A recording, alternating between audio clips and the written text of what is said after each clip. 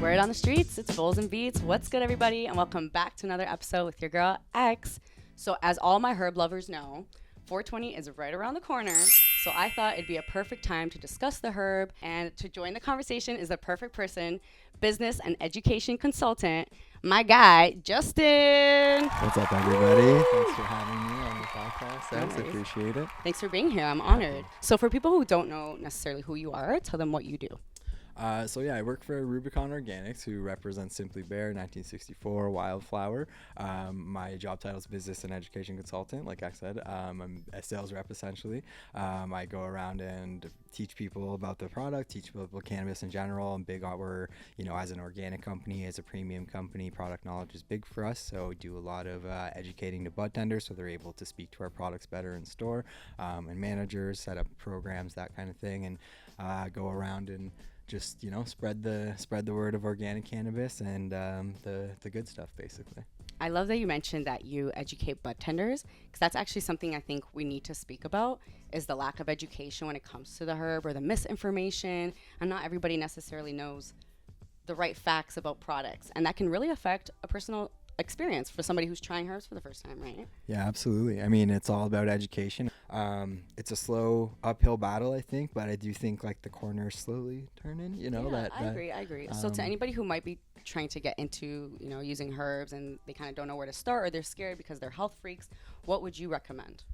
Obviously, Simply Bare has a bunch of organic strains. Yeah. So check them out. I mean, organic is definitely, if you're worried about a health concern, I mean, it's still, you're putting smoke in your lungs, but at the end of the day, for us, we don't use any step of the way, we don't use anything that's not natural. From our fertilizers, our pesticides, everything is all natural. So it comes out in the end with the flavor of the smoke, the high. I find it don't burn out as much with us, right, because we're not pumping it full of chemical fertilizers, and that, gets that head foggy kind of feeling, I think.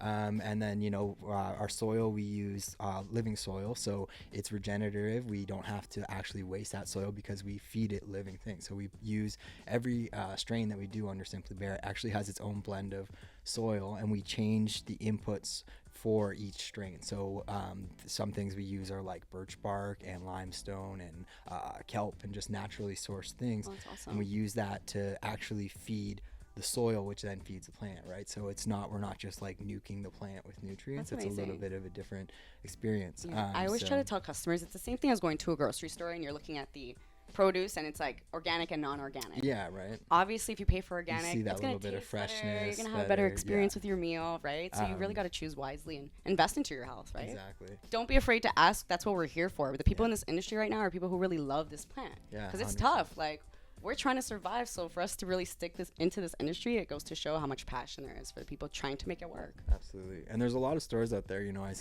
someone who travels around to stores and goes into multiple ones every day. Like, there's a lot of stores with really incredibly passionate bud tenders who teach me stuff, and I've been in cannabis. I've worked in cannabis about 8 years and been consuming it for longer than I care to admit. But yeah, and I still learn stuff every day. And I think that's another part of it too, is it's still new. And I think a lot of times people get frustrated with the industry or frustrated with, things not rolling out the way they may be intended. But I think a 6-year anniversary is just coming up now of the first legal stores. So that's pretty new still, so it really, and I think we've seen some companies, whether that's on the LP side or the retail side, kind of gold rush in and, maybe not do as well as they intended because they didn't have their ducks in a row. And it's just, we're going to see that in the industry when it's so brand new, and there's going to be a lot of growth and, a lot of expansion and implosion at the same time. Exactly. This industry is also ever growing, and I've seen a lot of people make the jump from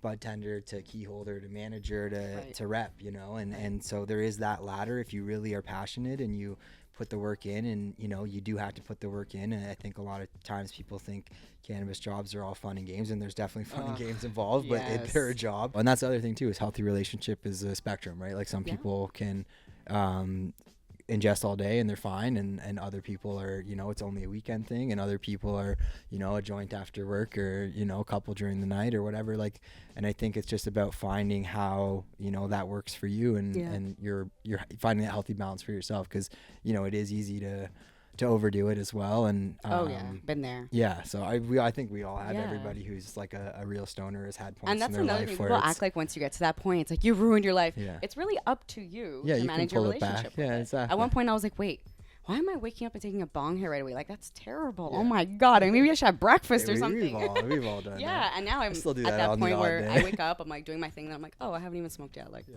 you know, it's not the first thing I think of when I wake up. Sometimes it is, but Yeah, it hasn't you know, gotten to that sometimes point you where I'm have that dependent on it. lazy like, Sunday where the first thing you do is, you know, smoke a joint with your breakfast or whatever. But yeah, I think typically it's, you know, and it all depends on where you're at in your life and what your priorities are and all that kind of stuff as well. But I know plenty of people who smoke regularly who are very ambitious, driven people. I don't think that stereotype is 100% true, like any stereotype is. But yeah. And again, I think it's just your whole lifestyle, because I've noticed a lot of people who don't like weed anymore, they find that it's like quote unquote ruining their life. They're also doing other things as well that they're ignoring, but because again, weed has the biggest stigma, it's the easiest one to blame. Like they're still drinking on the weekends, they're still eating unhealthy, like they're still on their phone 24/7. I'm like, dude, it's not just the weed. Like, come on. Yeah, it's that's a case of cognitive dissonance for sure. No, honestly, and I am a testimony of that. Your girl has been 4 years sober, okay, from alcohol. I don't drink anymore. Congrats. And I can say my relationship with weed now is better than it ever was when I was also drinking. So I had to kind of just figure it out for myself, what's working for me, what isn't. Alcohol wasn't. It was doing absolutely nothing for me. Realistically, does nothing for nobody, but that's another conversation. So how did you kind of find that healthy relationship with weed yourself? You mentioned at one point you were also very dependent on it. Yeah, I think I go through phases sometimes with it. I find typically winter time is a little bit more challenging. I find I ingest a little more in the winter just because I'm feeling blah already, and it's just an easier way to kind of helps with the winter get depression. rid of the blah. Yeah, I definitely ingest a little more in the winter, but I mean, on a nice summer day, I'm definitely, you know, smoking joints and going for walks and whatnot too. So it all just kind of fluctuates a little bit. I just typically try to, you know, my job is you got a lot of plates spinning at once. You know, I take care of like a few hundred stores, and I've always got, you know, something going on. So I definitely try to keep clear in the daytime and just make sure I'm being responsible and getting my stuff done before I, you know, ingest. And there's, you know, the odd day or whatever where you're not feeling it or what have you, and you might need the puff on the vape to get you through the day or whatever, just that little pickup or whatever. But I think it's just being honest with yourself and how you're feeling, and, you know, trying to pull back if you feel like you're too heavy with it, or, you know, maybe you feel like you need to use it a little more to help get you through the day. And I'm not one to judge. As long as you can function, it is what it is, right? 100%. That kind of plays in again to the knowledge and having that self-awareness, right? And being able to ask yourself those questions and, you know, proposition yourself with those kind of, you know, tough questions that are hard to answer, right? No, honestly. Yeah. And you mentioned that you've been working in the industry for 8 years. Yes. Yeah, about 8 now. So that must have been a wild ride. Yeah. It's, anybody who works in the industry is wild. You know it. We know it. Yeah. It's wild. But if there's one thing that we all share, it's that passion to stay in this wild industry. For sure. So what made you become a herb advocate? What made you want to work in this industry? I gravitated towards cannabis more when I was younger than any other thing. You know, like teenage years, I, you know, dabbled in booze and, you know, maybe the little bit of fungi and whatnot, but I always kind of gravitated towards cannabis. I just felt it leveled me out. And when I was a little kid, they put me on Ritalin, gave me ADHD diagnosis, and I just really didn't like the way that made me feel. So I went off it as a teenager, and then I think when I found cannabis, it sort of like could level me out sometimes when I needed it to, or rein me in a little bit, or sort of slow down the thought process to get me in a different frame of mind. And I just kind of gravitated towards it. And then I just, slowly kind of over the year became more exposure and more interested in it. And especially kind of once, you know, because, you know, I'm 35 now, I'm old. But, you know, like when I was a kid growing up, like you just get a bag of whatever sandwich. Oh, whatever you can get. You know, like you had no idea, and people would sometimes say it was this or say it was that, but you never actually knew. And then once it was became more accessible, where it was like, here's the sativa, here's an indica, and you actually could feel some differences, and Yes. like get those different flavors and get to see the different bud structures, and things actually became more accessible. I became more interested, and just kind of became my passion, and something that I just followed, and 8 years later I'm here. So yeah, it's been a ride for sure.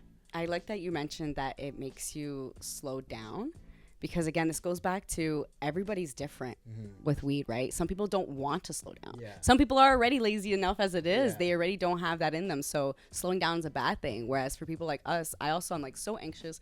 As you can see, I don't shut up. So like it's good for me to slow down and just be in the present sometimes, because my mind's constantly racing. Yeah. So it's really about knowing your own relationship, what you've been through, what your body's been through. It affects everybody differently, right? And it's also like, once you get, again, to that knowledge piece, once you get exposure to different cannabis and stuff like that, if you're having a day where you're like, oh, you know what, I need something to pep me up, and then you gravitate towards those like lemon strains, or whatever that have that kick. Or if you're wired and you're like trying to turn your brain off for the night, you're like, okay, I need some like kind of cake strain or kush strain or whatever, because I need to turn it off. So it's nice once you get, you can actually kind of use the plant for, you're actually like what you're trying to get accomplished in your life. And again, there should be no stigma, because everybody's out here popping Advil every day, Gravel every day to, center your stomach, your head, whatever it is. So what's the issue with using a different medicinal plant for that? The pharmaceutical industry is huge, and a lot of people rely on it. And I always, we have Wildflower under our canopy too, and that's our wellness brand. And one of my favorites, great that we sell awesome cannabis. I love it, obviously, but it's so awesome when I walk into a store and a bud tender's like, oh my God, like my mom had, double back surgery and she couldn't get up and down, and she was on these prescriptions. Then we got her the extra strength stick, and now she's like scooting around the kitchen and she's whatever. And it's like, that's amazing. Like to hear that is like so cool, to know that you're actually like impacting people's lives in a positive way, and they're not having to rely on those pharmaceutical things, and the power of the cannabis, and it's incredible. I love that. Those are my favorite interactions I have when I hear some of our wellness products and the difference it makes. Like, people have DM'd me like, oh, I've had insomnia and your sleep gummies actually work for me, and the pharmaceuticals never did. And it's like, it's incredible you hear that stuff, honestly. And something that gets overlooked all the time is the fact that cannabis can be used in so many different ways. So many different ways, so many different factors, whereas substances like alcohol and harder drugs, they all have the same purpose, which is to get you fucked up. There's no other way. There's no other way around it. There's no beneficial side to it. It's just that. So to even compare those substances, it even just irks me that I have to compare it, because I'm like, it's non-comparable. It's out here healing people. Cannabis really heals people. Like, people are very ignorant to that. Like, even myself, if I'm ever having like an anxious moment, my stomach just starts turning, like I feel sick, like throwing up, and we just instantly brings me back down. So why can't I just use that instead of a Gravel? There's no Gravel's reason probably you can't. worse. Yeah, exactly. Gravel's probably worse. We just don't know their it. ingredient list is like 60 things or whatever. So yeah, chances about are it's probably not as good as the ingredient list of something that has like 1 or 2 ingredients, I would assume. But no, honestly. So if you're an anxious person like me, I would recommend an indica. Usually I've noticed people who are just naturally very energetic or very anxious, indicas usually do well with them, whereas people who are very already laid back, sluggish, maybe a sativa is your guy. But again, everyone's different. It's all up depends to you guys on to what you figure it want to out. get done, right? Yeah. So let's talk about your brands for a minute, For sure. because I'm obsessed with Simply Bare, 1964, top 2 brands. Appreciate it. They're definitely my top 3, okay? Love that. And Wildflower, obviously, the medical component of it is amazing. And then we have Homestead, obviously. So what can you tell me about those brands that differentiates them from every other brand on the market? So for us, like Simply Bare, the main differentiator for that is Simply Bare is our premium brand, where you're going to find more exotic crosses and genetics. And we use, in our grow house, we do grow both 64 and Simply Bare in the same facility right now. We actually did just acquire a second facility, which is amazing, because we've been having some biomass issues where some of our stuff is constantly be selling out, which is a good problem to have. Tell me about but it. People, I'm there on OCS trying to order your stuff. It's so hard. People get pretty mad that everyone wants the stinky pinky, and it's That out of stock all Powermints. the time. And Yeah, I love so power mints. it's tricky when you know, because we only have a limited space, and then if something blows up maybe more than we intended, then it's like you're playing a game of like, well, we already have these SKUs that we need to fill that we've obligated, and then do we get rid of a row of this to have an extra row? And then it just Right. gets into that logistics games. That's very difficult. So we do have that second grow facility coming, so that's going to hopefully open up with the biomass. I don't know the full plans with that yet, but in our main facility right now, it's a hybrid grow house, so we can close the doors or we can open them depending on the weather, depending on what the plants need. And then we've got we get all of our water that we use from put it through a very high powered filtered osmosis system, so we're using rainwater to water the plants. It's just filtered in a way Nice. high quality way. So again, like, we do everything that we can, just like I said earlier about the living soil, to keep like the cleanest possible product. Right. We get a lot of our hydro from a dam, like a reusable dam. So like everything we can do to make the cleanest product with the least amount of impact on the environment is what we do, basically. Like, that's our whole goal, is to create like nature's truest cannabis, like as if cannabis grew outside in its absolute peak nature conditions, like, and that's kind of what we do. And obviously we do it indoors with that hybrid grow house, but it's, you know, our goal is to keep it as clean as we possibly can, and keep it that, you know, that organic freshness where you know that there's nothing in it except for, you know, organic material, and there's never been any treatment of anything that's not fully organic. I love that. So, I love that. you know, To anybody who wants some good quality, definitely look up Simply Bare. You'll get Yes. that top of the top. Okay. I believe Exactly. you guys won Brand of the Year, no? Yeah, Or was that 1964? We Might have won been both. more awards. We won an embarrassing amount of awards. Honestly, it was after they kept coming, and I was a little like, can we it was it was a lot. It was great, and I feel we worked hard. We had a great year, and we deserved it, I think. But Yeah, it was as you should. definitely, I think that's what brands are lacking. quite It's like a that good lot. quality. Yeah. Like, I'm tired of the 35 percentages. Give me some good quality. I find a lot of those times that I try the high percents, it's always like, oh, that's all right. Like, it's never. Yeah. It's I don't feel like it's. That's again like why I said Like, I never. is this look made at up? Is this number THC. made up? Yeah, I never Yeah. look at THC when I shop, because some of my favorite stuff, even not us, is lower percents, and it's like it's just, I don't find it that relevant personally, No, and honestly. I don't really trust a lot of the times when it is that For high. real. 'Cause Honestly, it going back wasn't, to that supermarket reference, Mhm. if you were getting something like a Diet Coke, there's 0 calories, doesn't mean it's good for you, Yeah, right? It's exactly. just a number. You got to know the product. Yeah, exactly. And I remember it wasn't that long ago that, like, you know, 23 and 25 was high. So Yeah. I think that's really funny that people think that we've all of a sudden accomplished 10% more THC Crazy. in a few years. But you know, I get it too from the bud tender point of view, because people come in and they go highest THC, and it's Yeah. frustrating. And that's again what comes back to that education piece.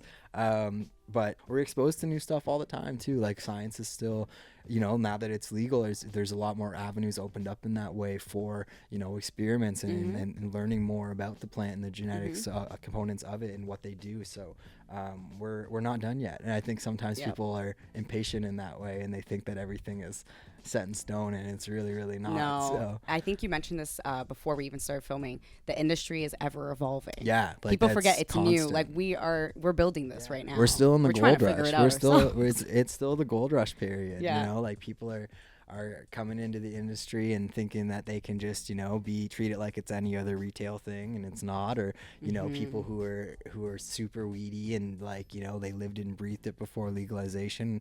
You know, they might not be able to have the business sense to kind of get into Yes. the legal side, which is unfortunate. Yes. And I think one I of think the both things, sides have good qualities, 100%. I think one of the things I'm proudest about it with Rubicon, and that what leads to our success, is we have a really good balance of cannabis-based background people and business-based background people, because you need it to succeed in this industry. Exactly. If you're too business-minded, you won't succeed. If you're too cannabis-minded, you won't succeed. You really do have to have those, you know, those yin and those yang. And, you know, our head of genetics, Mickey Hash, has been in cannabis 20 something years, and a lot of people are when they get, especially under our 1964 brand, where we have all those old school legacy cuts that are, you know, cuts that people remember, strains they remember from 10 yeah, 15 the years ago, classics. whatever, like the Blue Yeah. Dreams Hanes and the Comatoses Super and Lemon you know Hanes, exactly yeah. those are all legit cuts because Mickey's been in cannabis for 20 something years, and we brought all those in through the legal channels in the proper way. But that's why we have that, and Yeah. it's because we have people on our team who come from the legacy, and we try to make room for those people. And I come from it too, and Right.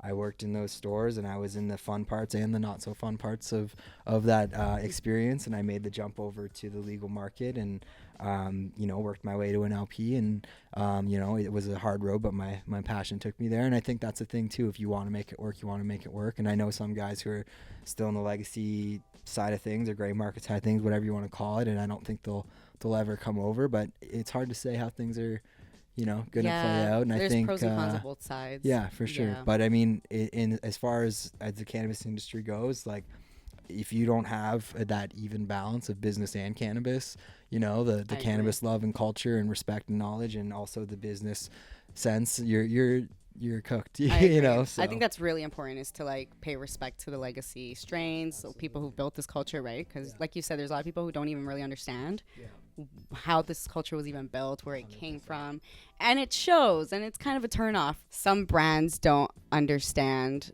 the cultures that influenced the cannabis industry.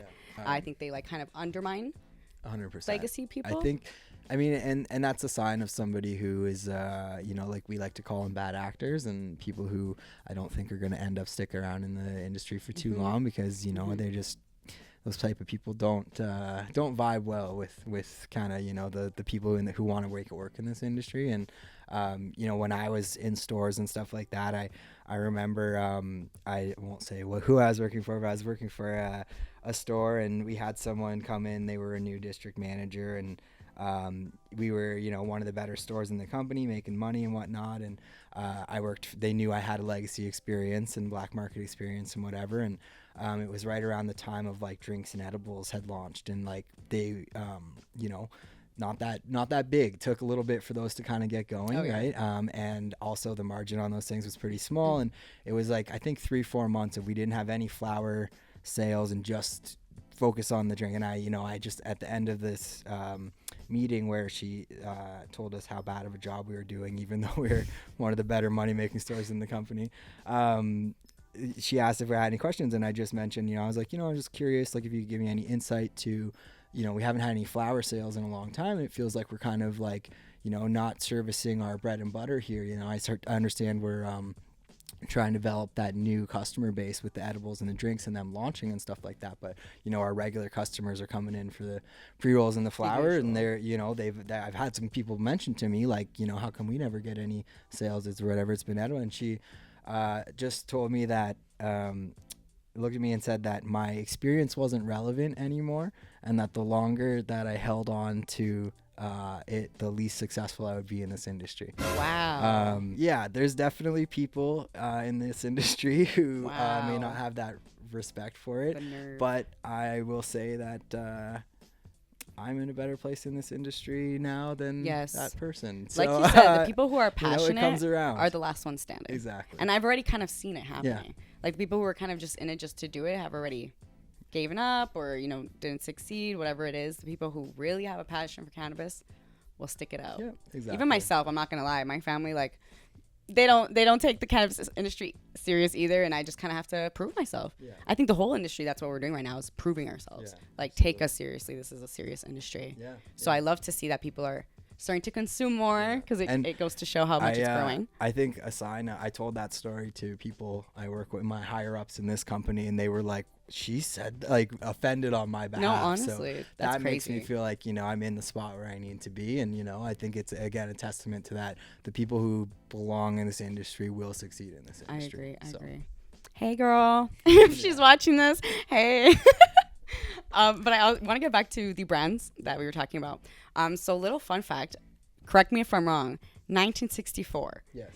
That, you guys got that brand name because the molecule THC was founded Discovered. In 1964. Yes. Oh, okay. That was the year. Pop quiz. Some scientist, I don't know his name because I'm bad with dates and memories, but Shout someone out in that a guy. lab in 1964 had the cannabis under the microscope and figured out, oh, this is something here. He had a eureka moment, and then we knew that we needed the highest percent of that as possible. Yeah.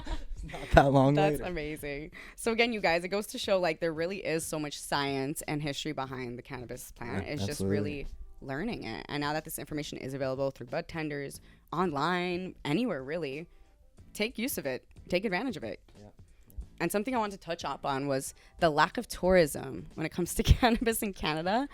Very weird. Wild. It's very wild. weird. It's hard to take the industry seriously when the government isn't really taking it seriously. It frustrates me very much that there's not, in the legacy days, there was like cafes that you could go to and, spend $5 and everywhere there's like volcanoes on Right? the table, and they'd Good have old Simpsons days. playing on the TV or whatever. And, it was just a hangout, and like you just go and, people are on the leather couches and they're just board games or Yeah. whatever. And it was like, you go hang out there for a couple hours. If my people came to visit me when I lived in Toronto, like that's where I'd take them, and they'd always be like, oh, this is so cool. Yep. And like, there's not really those things anymore. They're like fewer and far between. And yeah, I really do feel like we're missing that aspect of culture, and especially in cannabis where culture is really important, and it's that sharing of the joint, and like you don't really share a drink with someone. You don't really share any, you know what I mean? Any other thing. So like, I really do think that, the community in cannabis is lacking in that sense, and it's frustrating. I really hope it comes around. I know there's a few kind of, like hidden venues and little speakeasy kind of deals for cannabis here and there, but yeah, I really want that to come around. It's frustrating that there's not more avenues for those kind of cafes and stuff, because I really do think they'd not only be successful, but it would really like do that Turn piece things to over. like open up, get rid of some of that Yeah. stigma and the knowledge we were talking about. Oh yeah, it expand this industry by 1,000. Yeah, Especially with tourism. Yeah. Like people come to Canada and they're like, oh, everybody here is fine and they're using cannabis, so the rest of the world will follow, right? And it'd be so fun to just like you go pick up an eighth or whatever, and go to the bar or Oh, yeah. whatever, go to the cafe and hang out with the buddy, and what do you got, let's try that, and you know what I mean, like that building of the Exactly. community I really do think is lacking. And so I hope It's so. very strange that we're supposed to be legal like alcohol, but we don't get treated like alcohol. We're We still can't the do ugly commercials. stepchild, 100%. Do you guys see commercials about weed? Do Yeah. you see billboards about weed? Hell no, they got to come on my podcast for this shit. Like, that's actually what inspired me to start it as well. It was like, you can't advertise weed and it's legal. How does that make sense? There's bars where you can go and drink alcohol, but there's no bars where you can just go and smoke with your friends. The How double does this make standard is sense? unreal. Absolutely. It doesn't it's frustrating to say the least. We're definitely still treated like, Yeah.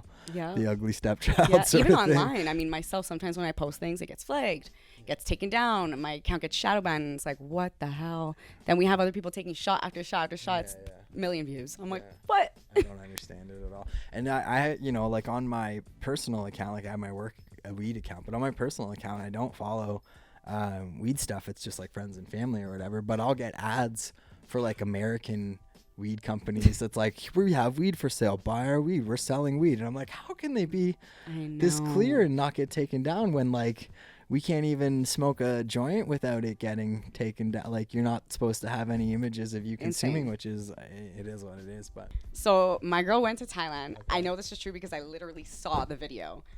They have a hotel where they'll bring you to your room, like room service, a fresh bong, nice and clean with ice in it, to your room. What the fuck? damn. That's how it should be. We can order drinks to our rooms. Why can't we order weed? In Thailand, they literally are already on top of the cannabis tourism. And they That's just wild. legalized it a couple months ago. And here we are 8 years We're deep, behind- and it's we're like, behind what the ball. hell is I going know. on? We're absolutely behind the ball on that one. It's So I do got to give people their flowers in this industry because it really is wild. Like, people really gotta just appreciate what we're trying to do because it's a hard time to turn over an people are industry. out there still pushing, and like there's lots of times people get their wrist slapped or whatever for a rule that would make me roll my eyes personally, but it is what it is. And yeah, people are still out there pushing. It might not be kind of in the same way as a few years ago before it was legal, but there's definitely still a lot of boundaries to break and obstacles to overcome in this industry, in this space. So what do you see for the future of cannabis in Canada? Let's say like the next 5 years. How do you see cannabis here? I mean, I would hope within the next 5 years we have, those spaces that you can go into and smoke. I'm hoping that opens up because I just think that would be a phenomenal thing for the culture and just Yeah. cannabis at large. But For the I businesses mean, as well. yeah. It's such an oversaturated market. Having people consume would help businesses so much. Yeah, for sure. I mean, I went to Michigan like early last year, and they just opened up like the legal market there like not long ago. And I went into a store. I can't remember when it was. I think it was maybe in the summer. I did a road trip, and they had a store that you could go into, and it was just like but like a legal store, Right. but it was set up like a legacy store in the sense that like all the jars were there for you to look at, and then you could pick and see and smell, and then they had like a side cafe room with like TVs That's cool. and stuff to roll joints and whatever, and you could go hang out in there afterwards, and it was like, yeah, like that should be the setup. I would like that, but I know where the jars thing is a pipe dream. Right. But I mean the lounge thing, I don't see why that couldn't be a deal. And people It's right now, I insane. think, like even as trying to set up like local events, there's like a thing around like how are people, what's the transportation, because you can get yeah. in trouble for the transportation, which I think is not fair, because everybody can go to bitch bars on every corner, and there's no Yup. talk of any transportation there. And like, I mean, I don't suggest driving on anything, but I feel like people could probably drive clearer on pot than on alcohol. Personally, Oh, I for don't sure. don't drive under any circumstances under it. But just saying, like I've had 2 drinks, and there's no way I could ever potentially even drive. And if No, I smoke a joint an 100%. hour or so later, I'm like, yeah, I'm good. Whatever. I'm Right. sober now, but or like enough that I'm not worried about my Right. reaction time. But everyone's different too. That's like we were saying earlier. So that scale balances. But And it now, just, I mean, now that cannabis again, has the been hypocrisy legalized, is a little. like it's legal, they can do statistics. Yeah. And we have statistics. Mhm. It shows how many people get into car accidents, domestic violence cases, like so many lists when it comes to alcohol. And then you look at the weed, and it's like Nothing one in thing comparison. Yeah. maybe. It's okay, because but- someone overdid it. Yeah, it's a frustration thing, but I think eventually we're getting there, and it's come a long way. I think even just since we opened legal stores about 6 years ago, I think it's come a long way in that time. And I think from what it's hard to tell sometimes because I'm so on the ground, right? And just going from store to store and hearing feedback from different bud tenders and managers and whatnot. But I do regularly hear, like I was saying earlier, once people try the live rosin gummies from 1964, they stop buying the distillate gummies because Yeah. they realize you get a lot more bang for your buck. Or once people try the Lebanese infused hash pre-roll, they stop buying the flavored distillate pre-rolls. And again, Right. not to talk bad about any other product, because there's a place for everything in the market, but I do find like I get that feedback more consistently of people having had exposure to multiple different things and starting to understand the difference in quality and lean towards that quality. And I think once you go there, it's hard to go back, right? No, I like agree. Yep. so I think it's just, that's the thing, a lot of people didn't have exposure or a way to get different types of cannabis, or a lot of people's first exposure was in stores, and then when you're in stores and you just get a package or whatever, it's hard to know what you're getting. So I think that now that we're a few years deep, people have kind of learned and gotten burned once or twice by buying a bag they wish they didn't, or buying a bag that really hit, or a Yeah. jar that was like incredible. Like people have had all the varying experiences, and I think that it's starting to come around a little bit where I hope anyways that the value thing, I know it'll always be an option, obviously there's always going to be a value thing, but yeah, just I think it's going to finally kind of people are slowly starting to get that exposure to the good stuff and know the difference. So Yeah. And like you said, it's through education, right? As the years go on, we'll be able to educate people more. People will, the stigma will be less and all that stuff. So my homework to you guys is educate yourself on the herb. 420 is around the corner. Educate yourself on the herb. Ask yourself mindful questions like, why am I doing this? Is this benefiting me? Think about the facts, right? Like, when have you ever heard of someone committing a crime after smoking a joint? Please.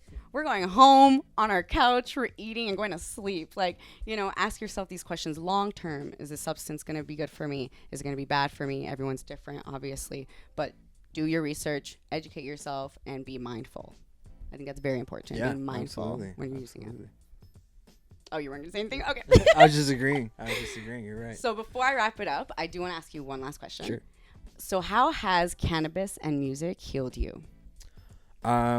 Pretty substantially. I feel like those are probably the two biggest things for me personally. I grew up, besides, like I mentioned before, having an affection for cannabis, I also played in some like punk and emo bands, and I also had a little run as an indie rapper there, and opened some shows for some fun people like Swollen Members and D12 and Classified and stuff like that back in my day. And so yeah, music has definitely been a huge part of my life, and something that I definitely rely on. And like a lot of times if I'm having a bad day or whatever, a little puff and a good song goes a long way, so definitely has changed just my relationship with myself and my mood. And yeah, I really do think the music and cannabis are lovers together. Yeah, honestly, bowls and beats, Yeah. like it goes hand in hand. I think those are two things that really make you look at yourself. And people who are not ready to really look at themselves and reflect on themselves, they get uncomfortable with it. Absolutely. So it's definitely a healing property for sure. We can testify to that. Yeah. And before we wrap it up, just let everybody know where they can find you and what to expect from any future plans. Yeah, for sure. You can follow me on Instagram at jm.rubicon. And I am currently in southwestern Ontario, but I just got a position with Rubicon in Vancouver, so I'll be moving out there next week. So you can follow me if this comes out before then and see my journey and stuff. I'll be road tripping along the country with my cat in my car for a week, so should be a fun time. And that sounds like a whole ass segment. Road tripping with my cat in my car. Definitely gonna get some videos for sure. Gonna get some mileage out of that journey. But yeah, I'm going to Vancouver to be at our home base where our grow facility is and our head office is and stuff like that. So it'll be a really awesome experience, and I'll get to be posting a lot more from the greenhouse. So it's a good way to follow that if you're interested in what might be coming down the line for us and what we're up to. So. And as you heard, BC is where it's originated from. Yes. So it is a Canadian brand, okay? Everything just so you guys know, we do, from packaging to all Canadian, all step of the way. With these tariffs, I gotta let you guys know. Yes, we are a Canadian brand. I'm like, I'm part of you now. Yes, they are a Canadian brand. Honestly, most of the product in the legal market is Canadian. There's I'd say some companies 80%. that are American owned, but right. I mean, even those companies I think produce a lot of their stuff here. I mean, they'd have to, but yeah, there's definitely some American businesses but yeah, they hire Canadian people. So support your herb brands, support your Canadian herb brands, absolutely. And support your boy on his journey. I love to see that you're leveling up, because honestly, in such a new industry, a win for one person is like a win for everyone. Because it's like the industry's growing, it's getting taken seriously, which is what we all want, right? Yes. At the end of the day, if we're going back to our origin, the roots, the one love, right? That's 100%. What this whole industry was derived off of. Exactly. So thank you guys for tuning in. Comment, like, subscribe, all that good ish. Word on the streets. It's Bowls and Beats. Bye. Thanks, everybody. Good job. Look at you.